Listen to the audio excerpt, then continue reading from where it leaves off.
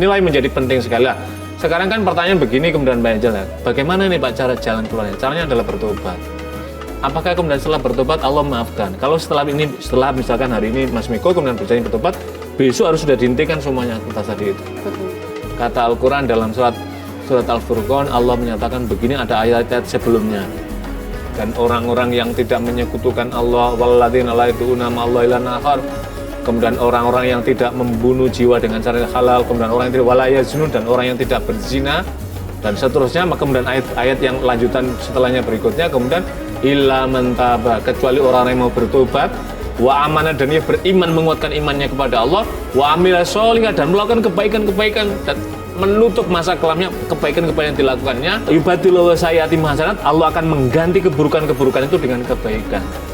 Wa man taba wa amila sholihah fa innahu yatubu ilallahi mataba. Orang yang bertobat kepada Allah, maka Allah akan menyambut dia dengan pintu taubatnya. Jadi pintu caranya adalah tobat. Tobat itu artinya adalah taba, itu artinya kembali kepada jalan kebaikan. Mas Miko sekarang masih melakukan hal itu nggak? Maksudnya masih mencoba mencari pacar untuk senang-senang begitu? Sesekali masih. Masih sesekali? Masih. Kadang karena saya belum menikah, jadi untuk mengeluarkan hasrat itu kadang-kadang saya suka ke Pak. Yang membuat Mas Miko sampai berani datang di acara tawakal, artinya kan ini ditonton ya, seperti tadi saya katakan gitu. Berarti Mas Miko punya keinginan atau ada dorongan dari siapa gitu? Dorongan tentu dari ibu saya. Oh, dari ibu. Saya ingin tobat. Ibu saya ingin segera saya menikah tentunya. Bagaimana nih tanggapannya menurut Pak Ustadz? Iya, jadi pertama begini, tadi kita melihat jawaban sotokan. Saya kira setiap orang tua itu kan punya ada 3 kewajiban. Yang pertama, ketika lahir memberikan nama yang baik.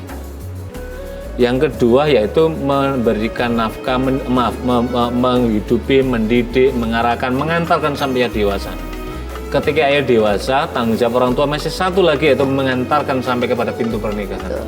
Lah ibunda, almarhumah ibunda dari Mas Miko, tentu ketika Mas Miko umurnya sudah melewati itu kan, sunnahnya itu kan ada 25 tahun sudah kurang dari itu bagaimana ya bisa saja, tapi yang penting sunnah untuk menikahnya itu kan gitu. Nabi teladan kita di umur 25 tahun, artinya itulah batas umur mulai kematangan. Kemudian Mas Miko sudah melewati, tentu orang tua merasa, ayo anakku Miko, ayo segera menikah. Mungkin pasti di balik itu ibunda pasti ingin apa? Ini cucu. Saya kira orang tua itu yang paling dibanggakan ketika sudah punya anak dewasa, itu menimang anak dari anaknya berarti cucunya. Sehingga kadang-kadang kalau sudah punya cucu lupa itu sama anaknya sendiri, karena inilah yang menjadi tumpuan dia. Nah mungkin dengan melihat Mas Miko yang sudah berumur dewasa, mungkin ingin melihat seperti itu. Cuman dalam hati Mas Miko kan ada keraguan. Saya sudah melakukan sekian banyak, dosa saya sekian banyak. Masih ada ke orang yang bisa aku cari yang baik, yang kemudian bisa membimbing aku. Saya kira yakinlah. Al-Quran itu menjelaskan begini, di jalan apa itu al-khabithuna lil khabithat, orang buruk itu pasangannya orang buruk, harus diingat Mas Miko ya. Mas Miko seperti ini, kemudian mencari misal dengan perbuatan seperti ini, menikah, yakinlah nanti yang dipertemukan tidak akan jauh dari perbuatan Mas Miko.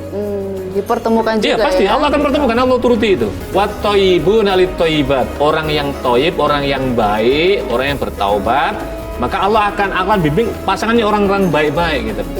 Wal qanitina wal qanitat, orang yang pasrah tunduk pada Allah akan tunjukkan pada orang yang seperti ini. Lah, caranya bagaimana Pak Ustadz? Mungkin kita akan berpikir ya, dimulai dari sekarang Mas Miko bertaubat. Kalau tadi Mas Miko kan ada kisah tadi cerita, yang orang yang taat nggak bisa dilumpuhkan karena Allah membentengi dia.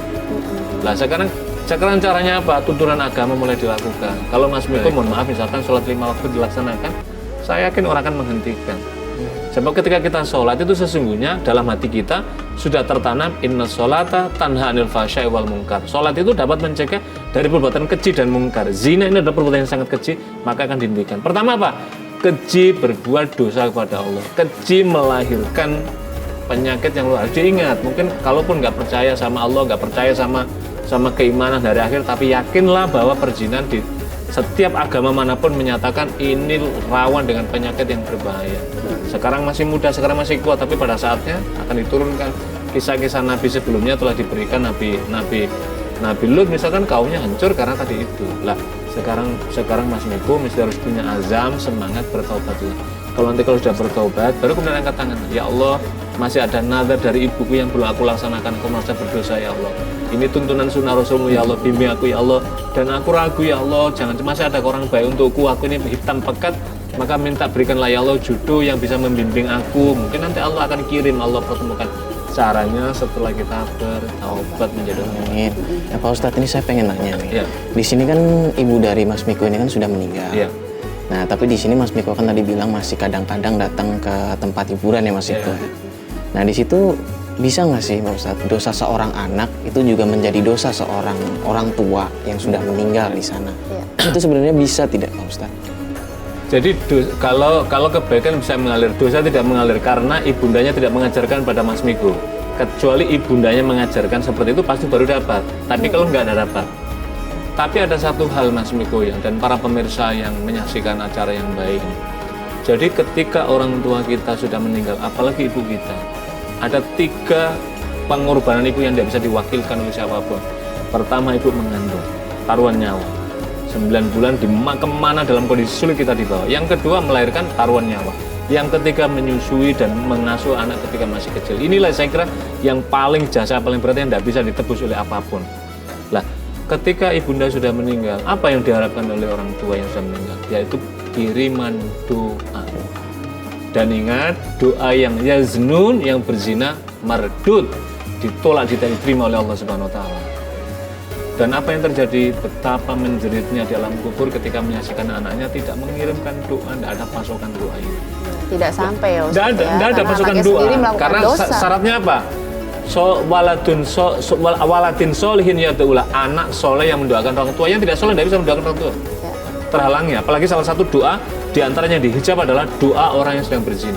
Artinya orang yang melakukan seperti itu. Jadi Mas Miko sebagai wujud berbuat baik pada ibu, berhentilah. Iya. Berhenti, bertobat, dan setelah itu bertobat pada Allah dan kemudian mengisi hari dengan baik. Mudah-mudahan Allah kirim dengan jodoh yang baik, dan inilah saya kira kemudian ibundanya dalam sana juga akan tersenyum karena apa? Anandanya sudah mau kembali pada jalan yang benar. Iya, saya mau tanya sama Mas Miko. Selama ini Mas Miko pernah nggak berhubungan serius dengan perempuan sampai mau menikah gitu? Ada nggak? Pernah, tentu pernah. Ada seseorang wanita dulu aku serius, bahkan sempat mau nikah Iya. rencananya, tapi batal nikahnya. Berapa lama tuh pacarannya? Sekitar 1 tahun. 1 tahun. Batalnya itu kenapa? Jadi dulu saya datang ke rumah calon istri saya itu, Iya. semuanya udah bagus, orang tuanya setuju, semuanya setuju, udah di set sedemikian rupa, udah bagus semuanya. Lalu tiba-tiba datang sepupunya calon saya ini, yang pas ketemu saya kaget bahwa calon sepupunya dulu pernah saya ajak tidur juga. Oh. Mantan dari Mas. Mantan. Jadi sepupunya itu malah menceritakan kelakuannya Mas Miko kepada Akhirnya calon dibongkar istrinya. deh itu semuanya. Itu yang bikin batal. Itu gitu ya. akhirnya batal semua keluarganya. Kamu kesini tujuannya apa kok? Jadi tujuan saya Om, Tante ingin melamar Laras. Harus gimana Bu? Kalau tante sih setuju aja, tergantung Larasnya mau apa enggaknya. Gimana? Laras mau? Mau dong Pak. Kalau Om sih setuju aja, tergantung Laras. Kalau emang kamu udah siap, Udah siap Om, saya udah nabung udah lama Om. Usaha udah ada, saya udah ada rumah. Jadi saya emang udah serius mau nikahin Laras. kalau Bapak sih terserah anaknya aja. Kalau Laras setuju ya setuju, nggak apa-apa. Tapi ingat, kamu jaga Laras, ya jangan sampai sakitin dia. Ya jaga ya benar-benar ya. Oke. Waalaikumsalam. Caca, masuk ya. Dari mana sih? Kampus Om, ini ada apa rame-rame? Ini Laras, nih ada yang lamar nih. Ini Miko nih, kenalin Miko. Miko, Iya. ini Miko. Kamu kenal dia? Dia dulu mantan pacar saya Om. Dia dulu ninggalin aku gitu aja. Yang bener kamu Miko? Enggak Om, saya nggak kenal dia. Cah, tapi kan Cah, Saya ada buktinya kok Om. kan Miko udah mau ngelamar aku, Cah. Jangan dong kamu laki-laki brengsek kayak gini. Jangan percaya Om. Ngaku aja deh. Miko Emang kamu jelasin ada Miko. buktinya? Ada kok ada buktinya Om. Coba lihat. Aduh, wah ini bener nih, nggak bener ini dia. Aduh. Bener ini kamu kok. Wah, nggak beres kamu kalau udah begini kok. Udah, jelasin, ah? Udah, kalau begini udah kamu nggak usah lamar anak saya. Mending pergi dari sini, pergi kamu dari sini kok. Udah, nggak usah, biarkan aja. Biarkan aja, biar pergi kamu sini. Pergi sono.